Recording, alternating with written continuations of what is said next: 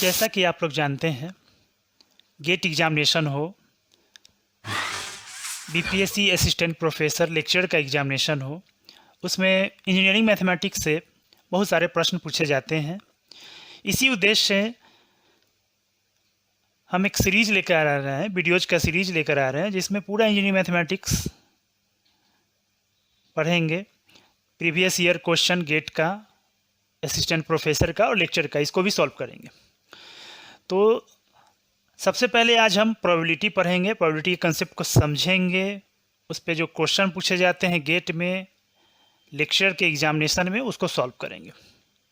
Probability के बारे में आप लोग जानते हैं, 12th क्लास में आप लोगों ने पढ़ा होगा, उसका डिफिनीसन क्या है वो जानते होंगे। प्रोबेबिलिटी में क्वेश्चन कैसे बनाते हैं भी आप जानते हैं, बेसिक बातें आपको पता होगा। तो इसलिए हम लोग फोकस करते हैं इंजीनियरिंग मैथमेटिक्स के प्रथम चैप्टर प्रोबेबिलिटी पे। प्रोबेबिलिटी को पी से डिनोट करते हैं, जैसा आप लोग जानते हैं प्रोबेबिलिटी को पी से डिनोट किया जाता है। और प्रोबेबिलिटी का डिफिनीसन आप लोगों ने पढ़ा है। प्रोबेबिलिटी क्या है? प्रोबेबिलिटी के क्वेश्चन में आप जब क्वेश्चन पढ़ेंगे तो आपको पता होगा कि पूछता क्या है, क्वेश्चन में पूछ क्या रहा है। तो जो क्वेश्चन पूछ रहा है उसको रिक्वायर्ड और डिवाइडेड बाई टोटल। यही कंसेप्ट है कि जो क्वेश्चन में पूछ रहा है रिक्वायर्ड इवेंट के बारे में, रिक्वायर्ड आउटकम के बारे में, और divided by total outcome. For example ऐसे समझिए, एक कॉइन को आप टॉस कर रहे हैं तो क्या क्या आउटकम आ सकता है। अगर एक कॉइन को आप टॉस कर रहे हैं तो आउटकम क्या क्या आ सकता है? हेड आ सकता है और टेल आ सकता है, हेड या टेल। तो टोटल आउटकम्स कितने हो गए? 2। टोटल आउटकम्स की संख्या 2। अगर प्रश्न पूछ रहा है कि एक टॉस कॉइन करने पे हेड आने की क्या प्रोबेबिलिटी है, तो क्वेश्चन पूछ रहा है कि हेड आने की प्रोबेबिलिटी, यानी रिक्वायर्ड आउटकम क्या है? हेड। और हेड की संख्या कितनी है? 1। और टोटल आउटकम कितना हो गया? 2। तो 1/2। तो प्रोबेबिलिटी कितना हो जाएगा? 1/2। अगर क्वेश्चन में पूछता कि टेल आने की क्या प्रोबेबिलिटी है, तो रिक्वायर्ड आउटकम 1, रिक्वायर्ड आउटकम की संख्या 1 यानी टेल आने की आउटकम, और टोटल आउटकम की संख्या 2। यही कंसेप्ट है प्रोबेबिलिटी का। तो हम लोग इसमें प्रोबेबिलिटी में पढ़ेंगे म्यूचुअली एक्सक्लूसिव इवेंट किसको बोलते हैं, इंडिपेंडेंट इवेंट, डिपेंडेंट इवेंट, ये सब का सारा चीज़ को समझेंगे। इसमें बहुत लोगों को कन्फ्यूजन होता है mutually exclusive event, dependent event और इंडिपेंडेंट इवेंट में, और इस प्रकार के क्वेश्चन में लोग फंसते हैं। तो सारे कंसेप्ट को हम लोग समझेंगे। तो सबसे पहले हम लोग समझते हैं म्यूचुअली एक्सक्लूसिव इवेंट है क्या।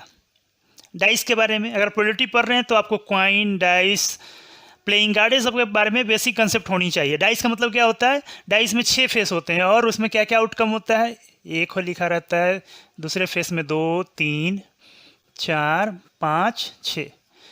एक डाइस है तो उसका आउटकम क्या क्या हो सकता है? टोटल आउटकम कितना होगा? 6, और आउटकम हो सकता है 1, 2, 3, 4, 5, 6। इसमें आप देखिए एक क्या है? ऑड नंबर 3, ऑड नंबर 5, यानी 3 इसमें ऑड नंबर है। ऑड नंबर की संख्या इसमें कितनी है?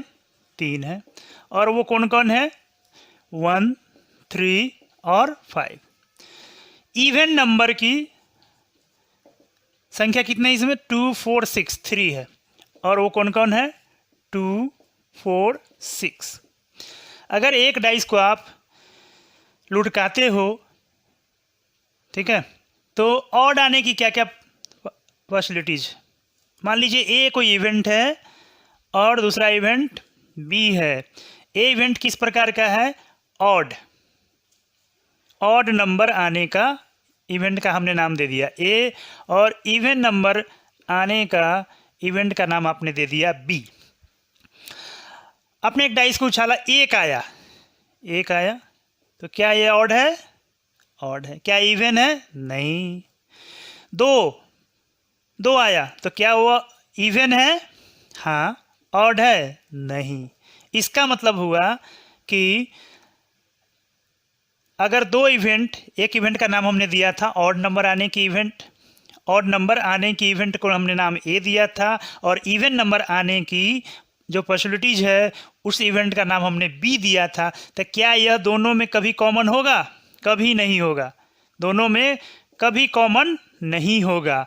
तो इवेंट ए और इवेंट बी को म्यूचुअली एक्सक्लूसिव इवेंट बोलेंगे, दोनों में कभी कॉमन नहीं होगा। इसका मतलब क्या होगा, ए इंटरसेक्शन बी हमेशा क्या होगा, 5, यानी number of A union B बराबर कितना हो जाएगा, 0।